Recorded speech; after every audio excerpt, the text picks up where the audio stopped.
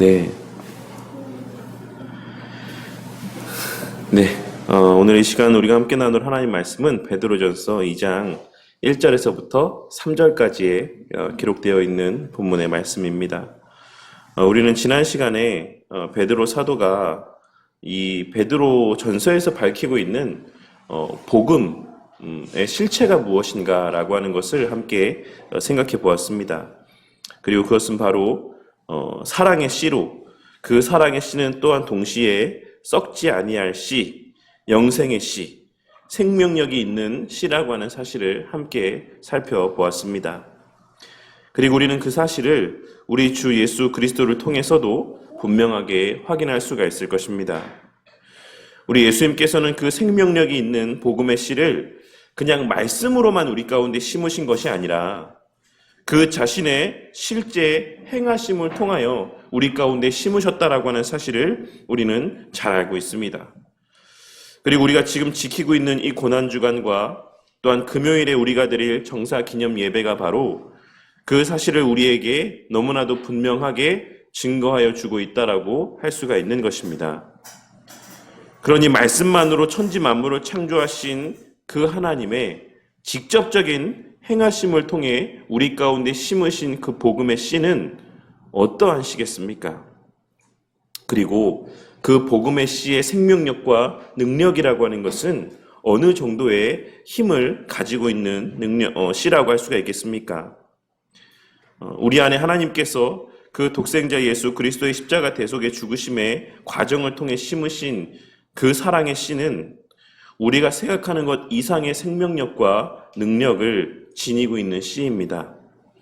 그렇게 베드로 사도는 지난 시간 우리가 함께 나눈 말씀 가운데에서 하나님의 백성들을 향해 진실되게 사랑하고 뜨겁게 사랑할 것을 말씀하고 있으신 것이라고 할 수가 있는 것이고, 야고보서 말씀 가운데는 그러한 사랑이 전제된 행함이 없는 믿음은 다 죽은 믿음이라고 말씀하고 있는 것이라 할 수 있는 것입니다. 그리고 우리는 이를 통하여서 우리가 행하는 모든 일들 가운데에는 그 이면에 하나님에 대한 사랑과 또한 이웃에 대한 사랑의 마음이 자리하고 있어야지만 된다라는 사실을 발견하고 깨달을 수가 있을 것입니다. 우리가 예배를 드리는 것은 이것이 하나님의 명령이기도 하지만 그보다는 하나님을 사랑하는 마음이 더 우선된 동기가 되어야 하는 것이 마땅하며, 우리가 전도를 하는 것도 그것을 하나님께서 명하셨기 때문에 우리가 행하여야 되는 것은 맞지만, 그보다 하나님을 사랑하고 내 이웃을 사랑하는 그 마음이 동기가 되어야 한다라는 사실을 우리는 이러한 전체 문맥의 말씀의 내용을 통해 반드시 깨달을 수 있어야지만 되는 것입니다. 그리고 오늘 우리가 함께 나눌 말씀도 그러한 맥락의 연장선상에서 이어지고 있는 말씀이라고 할 수 있습니다. 베드로 사도는 오늘 말씀의 시작을 그러므로 라고 시작하므로 오늘의 이 말씀이 우리가 지난 시간까지 나눈 말씀과 이어지는 흐름에서의 말씀인 것을 분명하게 밝히고 있습니다. 이에 대하여 칼빈 선생님은 그의 주석에서 베드로 사도는 신자들이 하나님의 말씀으로 거듭났다라고 가르쳤으므로 이제 그와 같이 거듭난 자들에게 중생에 합당한 생활을 하라고 권면을 하고 있다. 우리가 새로운 피조물로서 살아가지 않는다라고 한다면 주님께 한 번 부름을 받은 것만으로는 충분하지 못하다라고 말씀하고 있는 것입니다. 그러니 오늘 우리가 함께 살펴보고 있는 이 말씀은 우리의 구원의 서정에 있어 일반적으로 가장 긴 부분을 차지하고 있는 우리의 성화와 관계된 말씀을 증거하고 있는 것이다라고 할 수 있습니다. 오늘 말씀에서 베드로 사도는 거듭난 하나님의 자녀들을 가리켜 갓난 아이들로 비유하고 있는 것을 확인할 수 있습니다. 그리고 예수님께서도 한밤중 자신을 몰래 찾아온 니고데모를 향하여서 거듭남을 다시 태어나는 것에 비유하여 말씀하셨다라고 하는 사실 또한 우리는 잘 알고 있습니다. 그리고 이를 통해서도 우리는 제가 늘 말씀드리는 것처럼 우리 삶에서의 하나님께서 겪게 하시는 모든 것들은 궁극적으로는 하나님과 우리 사이의 관계, 그리고 하나님의 행하시는 일들의 의미, 그리고 그 하나님의 행하시는 일들 가운데서의 우리의 모습에 대한 것들을 깨닫게 해주시기 위한 베푸신 은혜라고 하는 사실을 다시 한번 확인할 수가 있습니다. 그리고 그 가운데 오늘 말씀에서는 갓난 아이의 예를 들어서 하나님의 백성들에게 반드시 나타나게 되어 있는 필연적인 모습을 증거하고 있으신 것이다라고 할 수 있는 것입니다. 그렇다면 그 모습은 어떠한 모습이겠습니까? 그것은 바로 그 어미의 젖을 사모하는 모습입니다. WBC 주석에서는 이 부분에 대해서 다음과 같이 주석을 하고 있습니다. 이 은유에서 비교하고자 하는 점은 갓난 아이가 작다거나 순진하다라는 것이 아니라 본능적으로 그 어머니의 젖을 강력하게 갈망한다라는 것이다. 그러니 이를 통해 우리는 그리스도인이 말씀을 사모하고 갈망하는 것이 그의 의지에 달려있는 문제가 아니라 그의 거듭난 성향에서 비롯되는 자연스러운 모습이라고 하는 사실을 발견하고 깨달을 수가 있습니다. 갓난 아이가 태어났을 때에 그 어미의 젖을 갈망하는 것이 그의 어떤 욕구나 어떤 그의 의지적인 성향에서의 모습이 아니라 그의 어떤 본능적인 모습인 것처럼 우리 그리스도인들이 거듭남 이후에 하나님의 말씀을 사모하고 성경적인 바른 가르침들을 갈구하는 것은 거듭난 자들에게 필연적으로 나타날 수밖에 없는 자연스러운 모습이다라고 하는 사실을 이와 같은 말씀을 통해 베드로 사도는 증거하고 있다라는 것입니다. 그리고 이는 사실 또한 동시에 우리에게 있어 너무나도 무서운 말씀이라고도 할 수가 있습니다. 이는 우리 안에 말씀에 대한 그와 같은 갈망이 없다라고 한다면, 말씀을 듣는 것에 대한, 말씀을 배우는 것에 대한, 말씀을 알아가는 것에 대한 아무런 열망, 아무런 감흥, 아무런 욕구가 없다라고 한다면 실상 우리는 나 스스로는 거듭났다라고 생각할지 모르겠지만, 나 스스로는 하나님의 자녀가 되었다라고 굳게 확신하고 있을지 모르겠지만 실상은 여전히 죽은 가운데에 있을 수도 있다라는 사실을, 있는 것일 수도 있다라고 하는 사실을 우리는 이러한 성경에 기록된 말씀을 통해 반드시 깨달을 수 있어야지만 되는 것입니다. 그렇다면 이어서 베드로 사도는 하나님께 속하여 거듭난 자들은 어떠한 젖을 사모한다라고 말씀하고 있습니까? 그것은 순전하고 신령한 젖입니다. 여기서의 젖이라고 하는 표현은 단순히 말씀을 의미한다라기보다는 단단한 음식과 대조되는 표현으로서 하나님에 관한 기초적인 신앙을 의미하는 표현이라고 할 수 있습니다. 그러니까 어떤 말씀 전체를 그냥 포괄적으로 아우르는 말씀이라기보다는 말씀 가운데에 뭔가 교리적으로 깊이 있고 어려운 교리적인 말씀도 있지만 이 오늘 말씀에서 이 젖이라는 표현을 사용하고 있는 것은 누구나가 쉽게 이해할 수 있을 정도의 아주 기초적인 의미의 말씀들, 기초적인 의미의 어떤 가르침들이 담겨있는 그러한 아주 단순한 가르침들, 말씀들, 이러한 것을 의미하는, 나타내 보여주는 표현이라고 할 수가 있는 것입니다.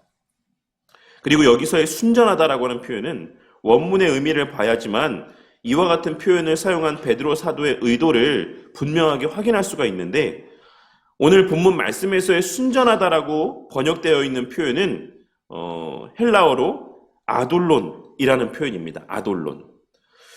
그런데 앞서 1절에 보시면 이와 아주 유사한 표현이 기록이 되어 있습니다. 그게 기만이라고 번역되어 있는 표현이에요. 이 기만이라고 하는 번역된 표현의 헬라어 표현은 돌론입니다. 그러니까 지금 베드로 사도는 의도적으로 돌론과 이 아돌론을 대조적으로 기록을 하고 있는 것입니다. 그리고 사실 이러한 표현들, 이러한 기교들 때문에 사람들이 이 베드로전서가 베드로가 쓰지 않았다. 아니, 한낱 어부에 불과했던 베드로가 어떻게 이러한 문법적인 또 표현적인 어떤 기교들을 사용해서 이 편지를 작성할 수가 있느냐라고 이야기한 것이다라고 할 수가 있는 것입니다. 어쨌든 우리가 이 원문의 말씀, 이 헬라어의 말씀을 보면 이 표현이 의도적으로 이렇게 비슷하게, 그러니까 오늘날로 치자면 라임이죠. 이 라임을 살려서 베드로 사도가 이 말씀을 기록하고 있다라는 사실을 단번에 확인할 수가 있다라는 것입니다. 그러니 베드로 사도는 오늘 말씀 가운데서 무엇을 말씀하고 있는 것이냐면 순전한 젖을 사모하라고 말씀하고 있는 이 의미 가운데는 아돌이 아닌 아돌론의 젖을 사모하라라고, 돌론이 아닌 아돌론의 젖을 사모하라고 말씀하고 있는 것이다라고 할 수가 있는 것입니다.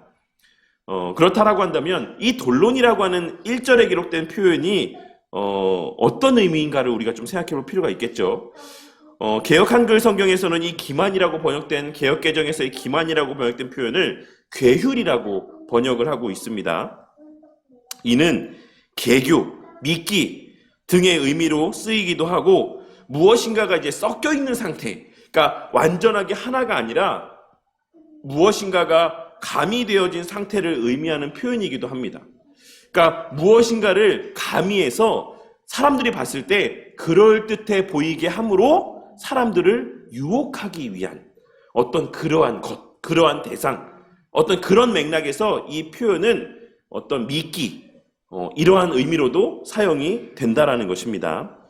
그러므로 베드로 사도는 이러한 말씀을 통해 이제 막 거듭난 그리스도인에게 있어서 정말로 필요한 것은 우리 아이들이 이제 막 태어났을 때 그 어떠한 간도 배어있지 않은 순수한 젖을 먹이는 것이 당연한 것처럼, 그 어떠한 것이 가미된 가르침이 아닌, 그들의 구미를 당기고 그들을 잘 유혹할 수 있게끔 잘 양념되고 조리된 음식이 아닌 날 것 그대로의 가르침이라고 하는 사실, 그것을 먹여야지만 된다라고 하는 사실을 말씀하고 있는 것이다라고 할 수 있는 것입니다.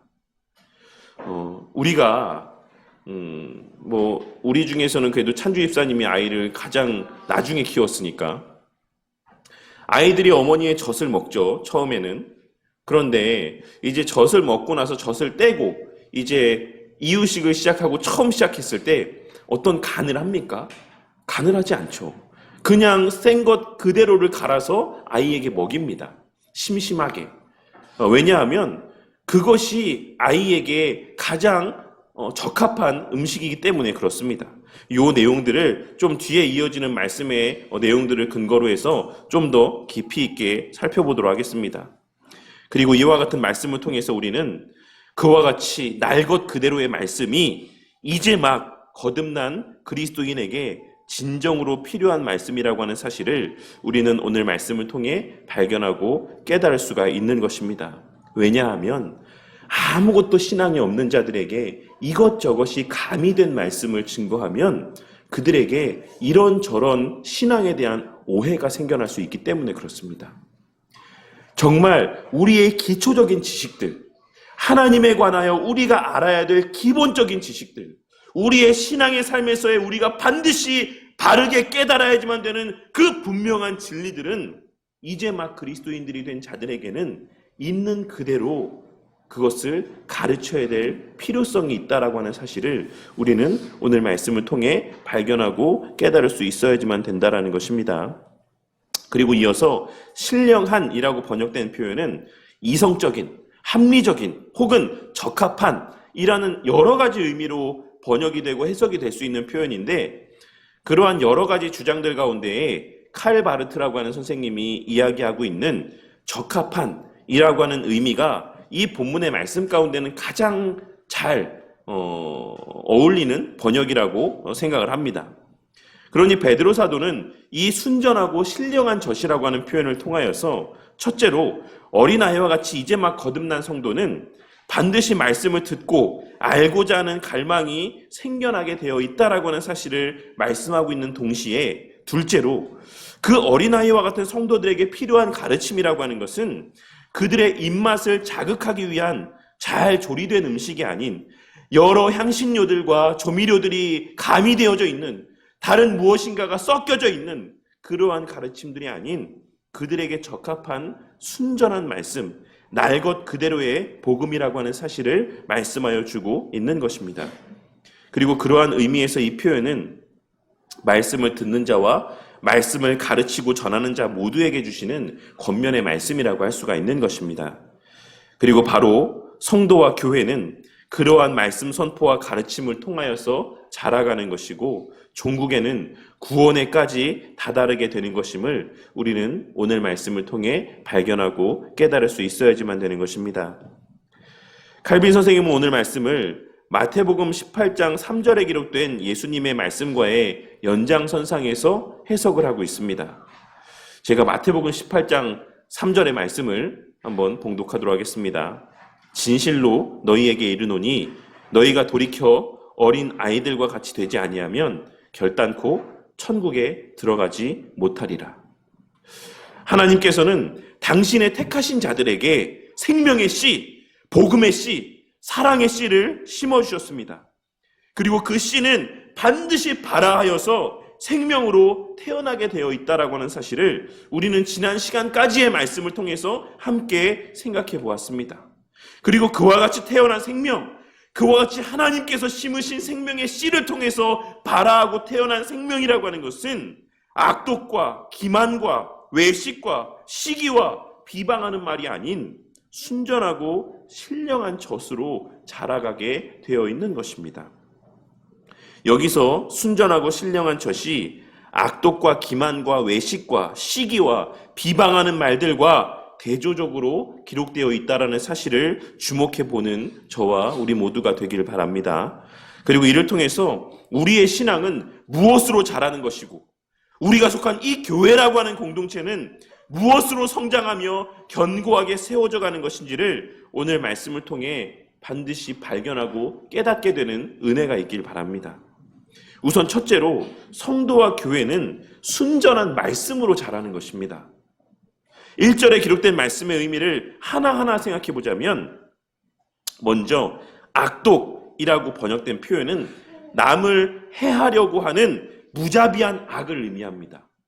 이 악독이라고 하는 것은 단순히 그냥 나쁜 마음 정도를 의미하는 것이 아니라 남을 해하려고 하는 그러한 의지가 반영되어져 있는 적극적인 뉘앙스의 말씀이다라는 것입니다. 그리고 기만은 앞서도 말씀드렸던 것처럼 무엇인가가 섞여 있고 무엇인가가 가미되어져 있어서 다른 누군가를 유혹할 만한 것들을 의미합니다. 그러니까 다른 사람 누군가를 유혹하기 위해서, 그러니까 쉽게 말해서 꼬시기 위해서 무엇인가를 첨가하고 가미한 상태를 의미하는 표현이라고 할 수가 있다는 것입니다. 그리고 외식은 그냥 일반적으로 우리가 생각하는 것처럼 겉과 속이 다른 상태만을 의미하는 게 아닙니다. 이는 뭐라고 이야기할까요?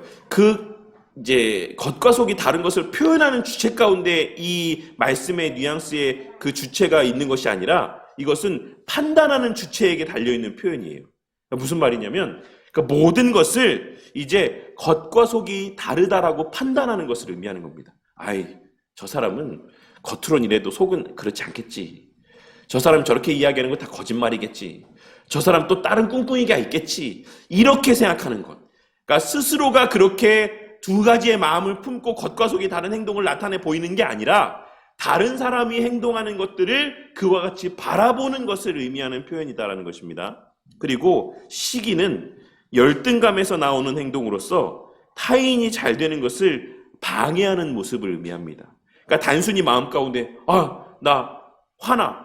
저 사람 잘 되는 거 너무 배가 아파. 이 정도가 아니라 행동으로 타인이 잘 되는 것을 방해하는 것까지가 포함되어 있는 표현이라는 것입니다. 그리고 비방하는 말은 온갖 종류의 중상모략이나 악담 등을 의미합니다. 이러한 여러 가지 표현들 가운데 제 설명을 들으시면서 어떤 생각이 드셨습니까? 지금 1절 말씀에서 베드로 사도가 말씀하고 있는 모든 것들은 다 그냥 마음의 문제만을 이야기하고 있는 게 아니에요. 우리가 봤을 때 1절에서의 말씀은 악독이나 기만이나 외식이나 시기나 비방하는 말을 제외한 나머지의 것들은 다 그냥 어떤 마음적인 부분에서의 것들만 얘기하는 것처럼 이렇게 느껴지지만 실제 원문의 의미는 행동이 전제된, 행동까지가 포함되어 있는 그러한 의미가 담겨있는 표현들로 기록이 되어져 있다는 것입니다. 이러한 표현들을 들으면서 저는 목사에게 이 말씀을 또한 주신다. 왜냐하면 저는 또 목사로서 이 말씀을 보기 때문에 목사들에게 이 말씀을 또 주시는 말씀인 것 같다라는 생각이 많이 들었습니다. 그리고 오늘날 목사들에게는 1절에 언급된 모습들이 교회가 성장하는 데 있어 꼭 필요한 모습이다라고 하는 마음이 자리하고 있는 것을 보게 될 때가 있습니다.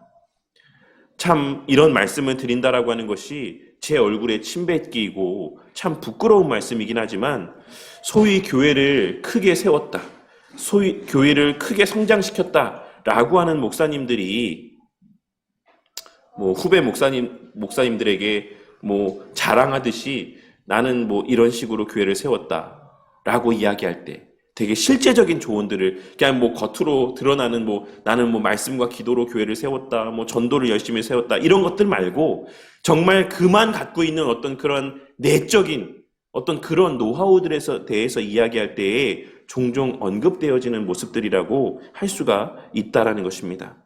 무슨 말이냐면 교회를 성장시키려면 다른 교회 잘 다니고 있는 성도라고 할지라도 성도가 그 교회에 대해서 조금이라도 불만족을 나타낼 때 그 교회를 험담하고 그 교회 목사를 험담해서라도 자신의 교회로 데리고 와야 된다.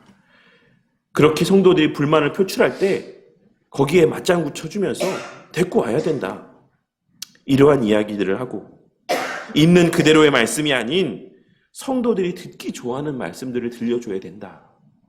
요즘에 누가 말씀 그대로 있는 그대로 선포하면 그거 누가 좋아하냐? 그 딱딱한 말씀들을 누가 듣고 앉아있냐?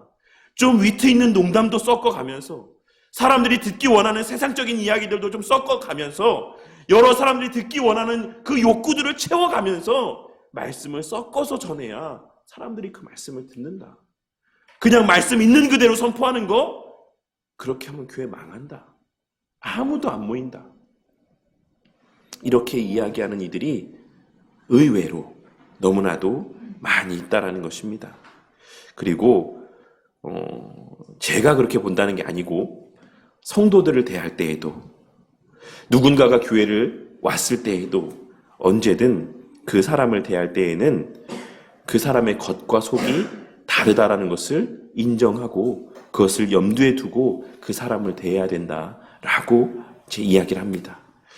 성도한테 뒤통수 맞지 않으려면, 사람들한테 상처받지 않으려면 그와 같이 겉과 속이 다르다라고 하는 것을 염두에 두고 대해야 된다. 이러한 말들을 어떤 공개적인 자리에서 이야기하진 않죠. 누가 이런 이야기들을 공개적인 자리에서 이야기하겠습니까? 하지만 정말 친분 있는 사람, 정말 가깝다라고 여겨지는 그러한 후배나 동료들에게는 이러한 이야기들을 내어놓는 것입니다. 교회가 잘 되려면, 교회를 크게 성장시키려면 이렇게 해야 된다. 오늘날 우리는 이러한 것들, 베드로 사도가 이 베드로 전서의 말씀 가운데서 이러한 것을 멀리 해야 된다라고 말씀하고 있는 이러한 모습들이 소위 교회를 잘 성장시키고 부흥시키는 비법과도 같이 여겨지는 시대를 우리는 살아가고 있는 것입니다. 성도와 성도를 경쟁시켜서 더욱더 열심을 끌어내려고 하고 다른 교회를 비방하며 다른 교회에 문제가 일어나는 것들을 마음속으로 기뻐하며 내 교회가 성장할 기회라고 여기는 시대, 주변에 다른 교회들이 분란이 일어났을 때 이것이 우리 교회가 성장할 기회라고 여기며 그 교회 앞에 나가서 더 열심을 다해 전도하는, 이삭죽기를 하는, 그렇게 성도를 긁어 모으는, 이것이 소위 목회의 비법이라고 여겨지는 시대를 우리는 오늘날 살아가고 있는 것입니다. 오늘 말씀을 통하여서 교회는 그와 같은 방법을 통해서 세워지는 것이 아닌 오직 순전한 말씀으로 세워져 가는 것이다라고 하는 사실을 다시 한번 깨닫고 마음 가운데 새기는 저와 우리 모두가 되기를 바랍니다. 다른 것이 섞이지 않은 날 것 그대로의 말씀, 성경 66권이 하나님의 말씀이고 성경에 기록된 모든 표현이 그 문자 하나하나까지도 성령 하나님의 영감되어진 하나님의 말씀이다라고 가르치는 것, 천국과 지옥이 진짜로 존재한다라고 이야기하는 것. 오직 예수님만이 우리의 구원의 유일한 길이다라고 하는 것을 담대하게 선포하는 것.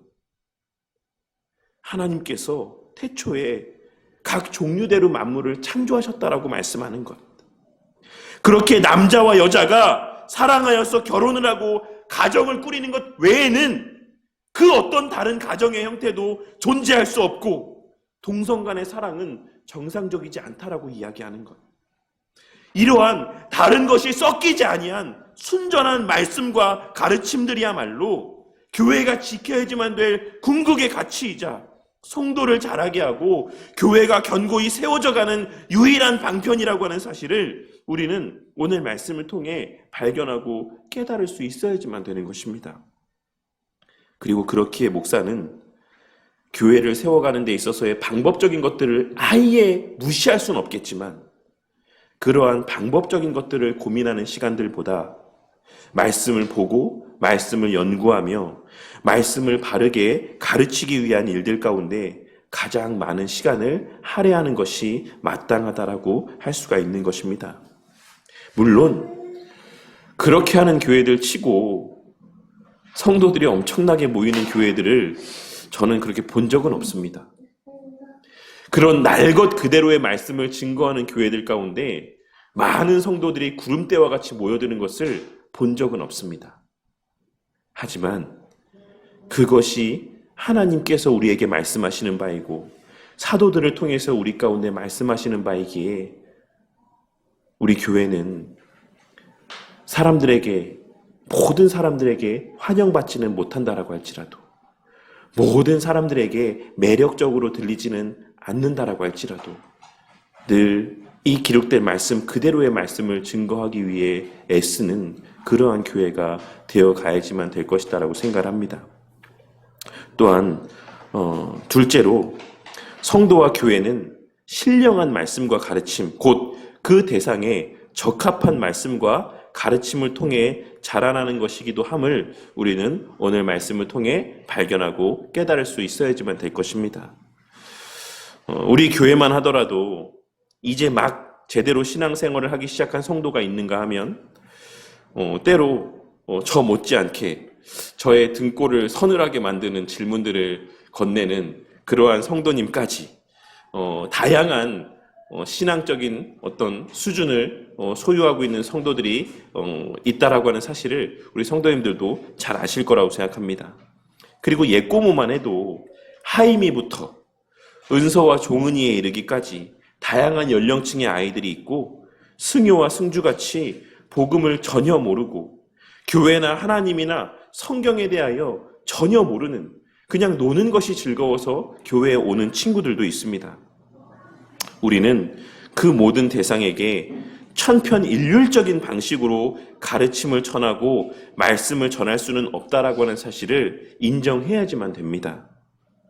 그 전하는 내용은 같을지라도 그 전하는 방식에 있어서는 그 상황들에 적합한 그 대상의 어떤 특수성을 고려한 방법적인 부분들에 대하여서도 우리는 고민할 수 있어야지만 된다라는 사실을 이 말씀을 통해 발견하고 깨달을 수 있어야지만 된다라는 것입니다. 하지만 여기에는 참 많은 고민이 필요할 것입니다. 혹 이렇게 전하는 것들 가운데 다른 어떤 복음의 불순물들이 섞이지 않을까? 혹 인본주의적인 방식이 이 모습들 가운데 담겨지지 않을까? 이러한 것들을 고민하고 또 고민함 가운데 이러한 방법적인 측면들을 고려하는 것이 필요하다라는 것입니다. 우리는 바울 사도가 선교 사역을 감당하며 그 지역의 사람들의 성향에 따라서 다른 방식의 선교의 형태를 사용했다라는 사실을 알 수 있습니다. 그와 같이 우리 교회 또한 그 다른 어떤 진리가 섞이지 아니한 순전한 복음을 증거하되 그것을 듣는 대상들에 따라서 그 대상들에 적합한 또한 여러 방법들을 고려하며 또한 그것을 깨달을 수 있는 수준들을 고려하며 말씀을 지혜롭게 전하는 교회가 되므로 정말 어린 아이에서부터 장년에 이르기까지 모든 성도들이 이 순전한 하나님의 말씀을 충분히 온전하게 공급받고 그 안에서 모두가 함께 또 자라가는 우리 바른교회 공동체가 되기를 바랍니다.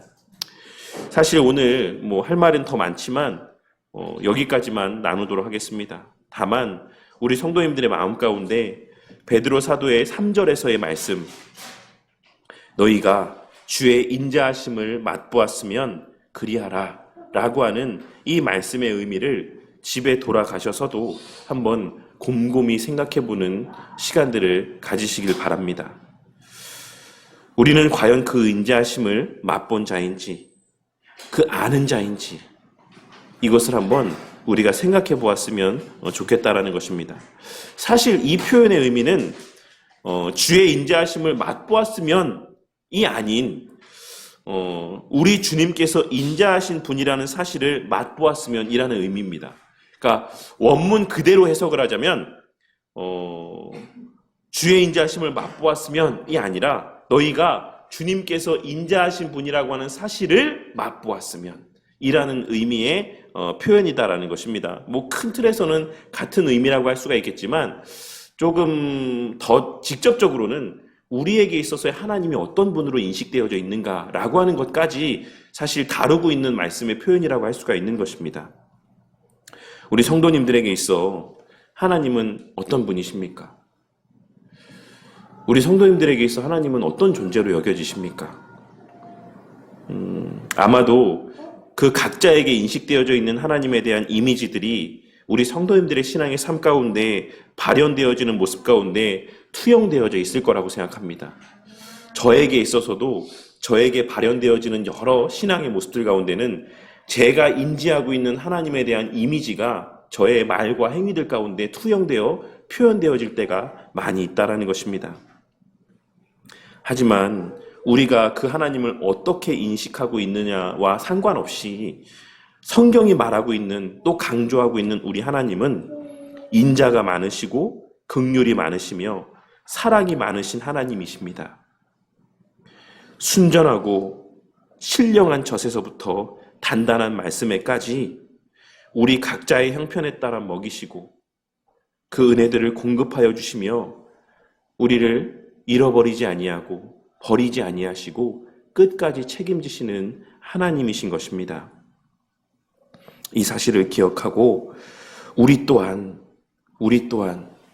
우리에게 보내어 주시는 많은 양무리들, 또 새롭게 이 교회 가운데 발걸음하게 하시는 그러한 성도님들, 또 보내어 주시는 믿음이 없는 그냥 걸리적거리는 예배의 방해 물로만 여겨지는 어떤 그러한 친구들이 교회 가운데 방문하게 될 때에도, 발걸음하게 될 때에도 우리 하나님이 어떤 분이신지를 우리가 안다라고 한다면, 우리가 그 하나님의 인자하신 분이라고 하는 사실에 대한 맛봄이 우리 가운데 있다라고 한다면 오늘 말씀을 기억하면서 그들에게 바른 복음을 전하기 위해서 기도하고 그 바른 복음이 그들에게 들려지기를 위해서 기도하는 우리 바른교회 공동체가 되기를 바랍니다.